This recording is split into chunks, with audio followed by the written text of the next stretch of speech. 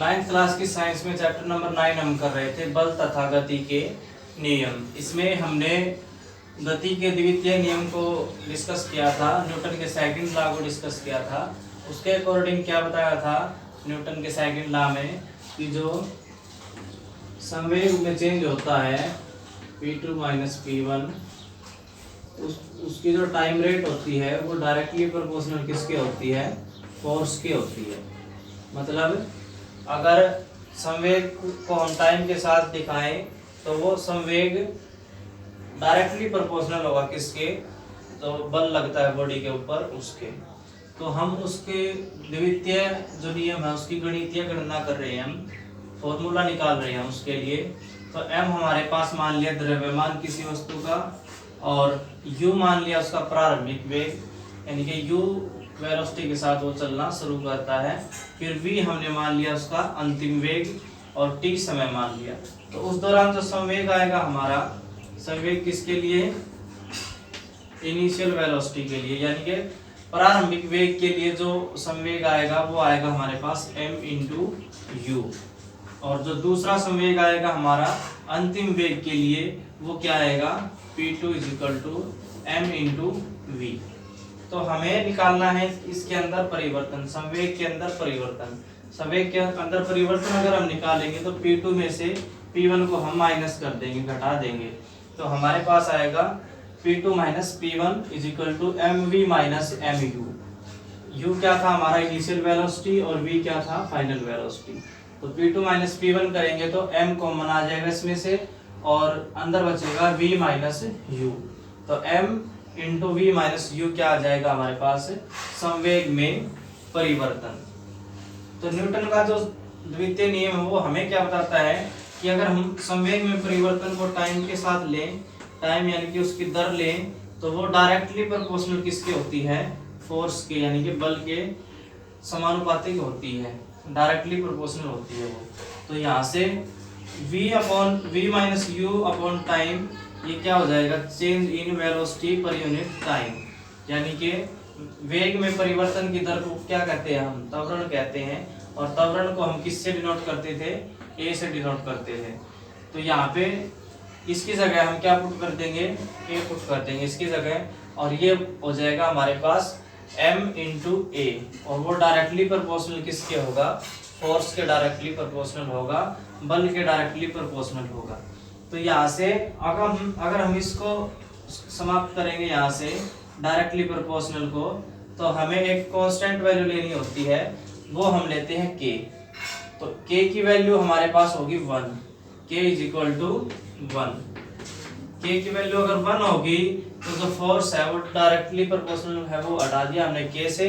तो फोर्स किसके बराबर आ जाएगा, मास इंटू एक्सेलरेशन, वस्तु का द्रव्यमान और त्वरण के गुणनफल के बराबर आ जाएगा बल हमारा। अगर हम 1 न्यूटन फोर्स निकालें, 1 न्यूटन फोर्स अगर निकालें, तो 1 न्यूटन फोर्स किसके बराबर आएगा, मास इंटू एक्सेलरेशन। मास कितना होना चाहिए, 1 kg, और जो एक्सेलरेशन है वो कितना होना चाहिए, 1 मीटर पर सेकंड स्क्वायर। नेक्स्ट हमारे पास गति का तृतीय नियम। तृतीय नियम है हमें वो क्या बताता है, अगर हम गति के तीसरे नियम को देखें तो उसके अनुसार जो वस्तु किसी वस्तु पर फोर्स लगाती है, जब एक वस्तु दूसरी वस्तु पर फोर्स लगाती है, बल लगाती है, तो जो वस्तु दूसरी वस्तु होती है वो पहली वस्तु के ऊपर विपरीत दिशा में बराबर का फोर्स लगाती है, बराबर बल लगाती है। तो इसका उदाहरण हम किससे देख सकते हैं, इसका उदाहरण देख सकते हैं हम जब हम जमीन के ऊपर चलते हैं, तो हमारे द्वारा, हमारे पैरों के द्वारा जमीन के ऊपर फोर्स लगाया जाता है। हम किसके ऊपर बल लगाते हैं, हम जमीन के ऊपर बल लगाते हैं, और जमीन के द्वारा हमारे पैर के ऊपर फोर्स लगाया जाता है, वो इस दिशा में होगा, इसके विपरीत दिशा में होगा, और बराबर का फोर्स जमीन हमारे पैर के ऊपर लगाती है, जिस कारण हम चल पाते हैं। तो ये हमारा एग्जाम्पल होगा तृतीय नियम का, बराबर और विपरीत दिशा में बल लगता है जब एक वस्तु दूसरी वस्तु के ऊपर बल लगाती है। और एग्जाम्पल अगर हम देखें, अगर हम पानी के अंदर तैर रहे होते हैं, तो हम जो पानी के ऊपर फोर्स लगाते हैं वो फोर्स किसके बराबर होगा, जो पानी हमारे ऊपर फोर्स लगाएगा विपरीत दिशा में वो हमारे द्वारा लगाए गए बल के बराबर होगा।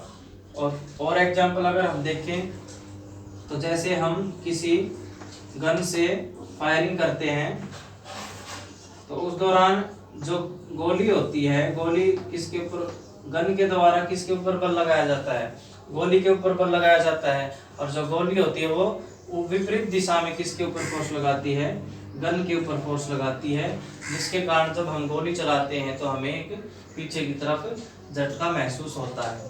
तो ये एग्जाम्पल हमने देखे किसके, गति के तृतीय नियम के।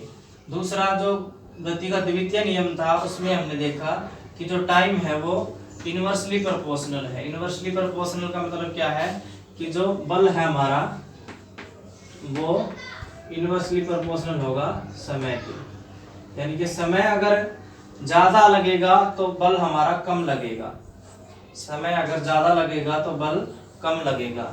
तो उदाहरण के लिए जब हम जंप करते हैं तो जब हम रेत के ऊपर जंप करते हैं तो हमें चोट कम लगती है, अगर हम किसी पक्की सतह के ऊपर जंप लगाएंगे तो हमें ज्यादा चोट लगती है। तो उसका कारण क्या है, उसका कारण ये है कि जब हम बालू रेत के ऊपर जंप लगाएंगे तो हम उसके अंदर धंस जाएंगे, और जब हम उसके अंदर धंस रहे होते हैं तो उस टाइम जो समय होता है वो हमारा ज्यादा लग जाता है उस समय में, और ज्यादा समय जब लगता है तो बल हमारा कम लगेगा। समय ज्यादा हो गया तो बल हमें कम लगेगा। ठीक इसी प्रकार से दूसरा उदाहरण अगर हम देखें, जब हम क्रिकेट मैच खेलते हैं तो उस दौरान जब हम कैच पकड़ते हैं, बॉल को पकड़ते हैं तो क्या होता है, हम अपने हाथों को पीछे की तरफ खींच लेते हैं। तो वो हम क्यों खींचते हैं, उससे हमें चोट कम लगती है। जब हम उसको ऐसे पीछे खींचेंगे तो जो टाइम रेट है वो चेंज हो जाएगी, जो समय है वो बढ़ जाएगा, और समय जब बढ़ जाएगा तो बल हमें कम लगेगा। तो ये उदाहरण हम देख सकते हैं न्यूटन के द्वितीय नियम से, और ये न्यूटन का तृतीय नियम।